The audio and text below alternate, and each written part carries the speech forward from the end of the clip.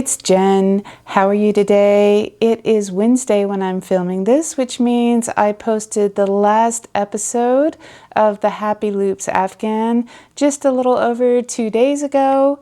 So it really hasn't been that long since my last thing, but my brain is already pushing into overdrive saying, why aren't you doing anything? Why aren't you filming today? So I'm sitting down to film a little bit, to say hi, and to let you know what I'm working on next. This is my lotus flower applique. To me, the iconic image of the lotus flower is that lotus flower in profile. I love it on all sorts of artwork. And so when I was thinking that I wanted to design my own lotus flower, here I've got this little piece of gray felt. It might show up even better against the gray. Let me zoom in so you can get a better look. Ooh. Yeah, that's a little bit better, but I sort of love this iconic lotus flower in profile. There are a lot of crochet patterns in the world already for a three-dimensional lotus flower, and there's some really beautiful ones. And I just really wanted to do this lotus flower in profile view. I also love designing an applique because then I can take this product and turn it into a lot of other things. So you can see that this is just on a hex back, so a very classic crocheted hexagon. And I really started with the hex shape instead of just a round because this is a little bit more of a complicated pattern, just in terms of the assembly, how it goes together, and having those straight lines and those angles really sort of helps with the process. I think this was 2019 when I designed this, and I turned it into a lot of different things. I turned it into a wall hanging. I've got another piece here that's like a little miniature wall hanging. Let me zoom out a little bit. Ooh. So anyway, here's a little one that could be attached to a ring and put up on the wall. I've got a larger one, a picture of a larger one that I'll put in here so you can see that one done in purples. So I've also thought that this could be really cute as a pocket. You could continue this out and shape it into a square, or maybe a rounded bottom with a flat top, and it could be the pocket on the front of a purse or a sweater. I think that would be so cute. And then I also did turn it into a purse, and then I couldn't find the purse, and I turned my house and my studio upside down looking for this thing, and I gave up. I found a picture of it on my phone so I could share the picture, and then after I gave up, I found it. It was in a box. Here, let me show you this purse. So this purse, I don't know why it's been in a banker's box waiting for me to get back to it. And the reason why I tucked it away is because I haven't lined it yet. So it's kind of in my project box, one of my project boxes, because I want to finish it off with a nice lining. I also might want to add some interfacing to it because this is a round bag that's lost some of its shape once you put on the purse handle. So I might put a little bit of interfacing in the lining just to give the piece a little more structure. But you can see how cute that is. The background for this, and I've got it on the other side, is my tulip mandala pattern. So I took that mandala pattern and attached the lotus flower to it. Since it's unlined, you can probably get a bit of a look on the inside. So you can see there's the back of the lotus flower applique, and then I just picked up the mandala pattern at the right size circle and just continued on with that shape. And I think that turned out really cute. And it's definitely time to line this purse and get it out of a box and wear it because it's really cute. At least I think it's cute. That's really bad form, isn't it, to call my own work cute? But anyway, this style really appeals to me. So I've really been excited to share the lotus flower applique pattern with you. And then I sat down to work through the pattern. So this is one that I just made a day or two ago. And, you know, one of the realizations I often get when I make up my own patterns is that I can make patterns that are kind of complicated.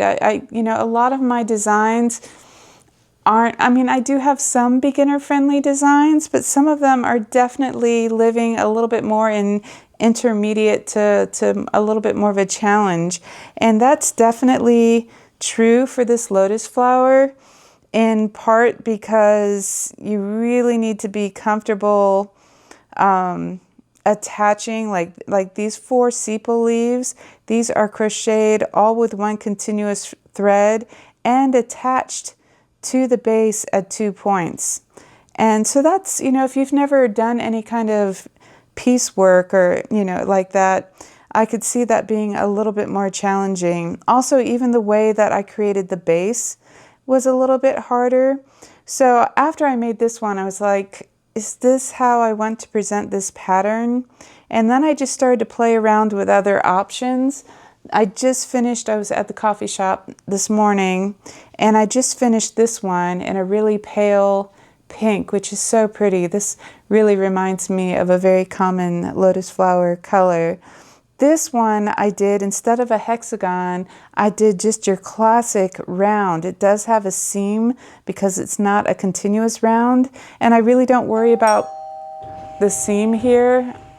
Oh man, when you're sitting on the floor right below the front window of your studio and the door-to-door solicitor can see you, so you cannot even pretend you're not home. As I was saying, I really don't worry about the seam on the back of the applique because it is completely hidden by the lotus flower on front. So I thought, well, maybe I should present it like this. And then I also wanted to play around, instead of a concentric, you know, instead of concentric circles or, you know, a round where you're going up to the next row each time, I thought it would be interesting to make a lotus flower on a continuous round, because a lot of patterns start that way, and if you can work with that, then you could be adding a lotus flower to any pattern that just begins with that continuous round. So I started working on that. Where did I put that? Over here. So let me back up. Whoop, that is not backing up. Here we go. Wow. And you can see I've gone back to working with brown. I was thinking about using this cotton for the sepal leaves. I don't know if you do this, I've attached my hooks so I remember what size hook I was using. I also wanted to play around with trying different weights. This is Wool Ease Thick and Quick by Lion Brand, so this is really thick stuff. And you can see I haven't even finished it off. I've got a continuous round here. And then I was also playing with the idea, instead of making the petals and having them attached as you go, like a lot of these petals are, making them each separately and then sewing them on. And I sort of feel like that is an approach that a lot of folks might feel a bit more comfortable doing. I was trying out all of these versions of how we could make this project and kind of trying to decide how I wanted to present this pattern to you. I've written this. I actually sell this pattern in my Etsy store, and this is the one that I sell in the Etsy store. So part of me would like to create a video tutorial that matched the written pattern, and then I would also sort of like, at the same time, to give you some other options, whether you want to do a round instead of a hexagon, a continuous round. And I just like the idea of giving you options that way. And I also like the idea of showing it on a larger scale and on a smaller scale, and even showing some projects that you could do, that you could make with the lotus flower. So, whoop, I've got a speed racer going by. So I have spent the last 2 days just making lotus flower appliques and trying to decide how I want to present the project to you. And the answer that I've kind of come up with is I want to do all the things. So, and I don't want it to be like a 2-hour video, but I think I can share. I think I am going to start with the pattern because this is a very solid pattern and it creates a really sturdy applique. And at the same time, I want to be sort of showing you how you can take this pattern and simplify it a little bit and also attach it to just a round instead of a hexagon. And also how if you're kind of less comfortable maybe working onto a backing like this, how you can just make all of the puzzle pieces and then attach them at the end. I want to turn this round one into kind of a larger version of this bag. Actually, that's very similar in size, but I want to make another bag. I forgot that I put this on the mandala. This is going to seem a bit plain compared to this one, although I have an idea for a purse strap that I've been really wanting to try on a round bag. So I'm actually excited to give that a try too. So all of this is to say that I'm here, I'm working on our next project, and I'm going to, because these are crochet tutorials, I post those on Tuesdays. I haven't even started filming yet. So this will probably be out, a week and a half from the time this video is posting. If you're seeing this in the future, it might already be out, so that would be cool. So this is coming, and then I think after I share the lotus flower tutorial, I will come back and make a couple projects with you. I do think it would be fun to make the wall hanging because it is really pretty as a wall hanging. It would be fun to make the purse. It would also be a really cute pillow. I mean, it's pretty easy to imagine it as a round pillow. It could have some tassels or something cute on the edge. That could be really fun too. So I want to share this with you and I'm excited about it.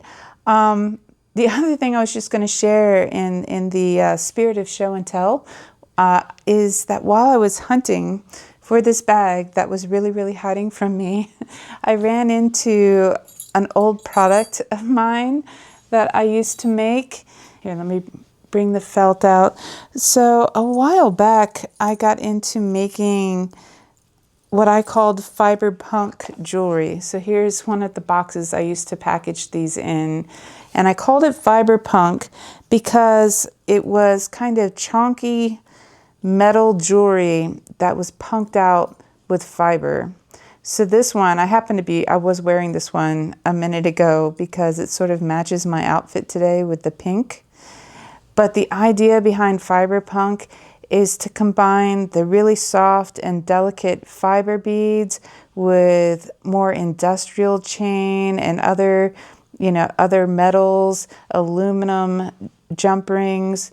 And I used to have a lot of fun making these. I think at the time I started making these statement jewelry, statement necklaces in particular, were having a pretty big moment. And I feel like they are kind of starting to have a moment again. I mean, correct me if you think I'm wrong. I just think I feel like I'm seeing people breaking out some more statement jewelry pieces these days. So these are some of the beads and elements that I created that I could incorporate with my Fiberpunk jewelry.